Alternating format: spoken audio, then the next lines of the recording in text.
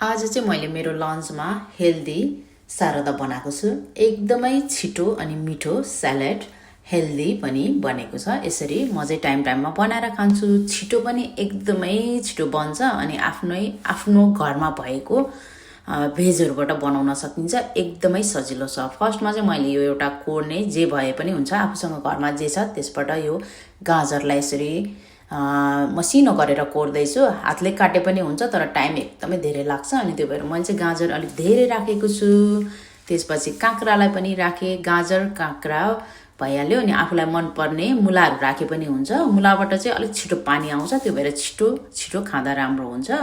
अनि यो मुला चाहिँ मैले राखिन। यहाँ चाहिँ मैले अब बन्दा राख्दैछु। यो चाहिँ मसँग रातो बन्दा हो। रातो छैन भने हामीसँग जुन बन्दा छ यो हरियो त्यही राखे पनि हुन्छ। म चाहिँ मिक्स गरेर आधी आधी राख्छु यसरी।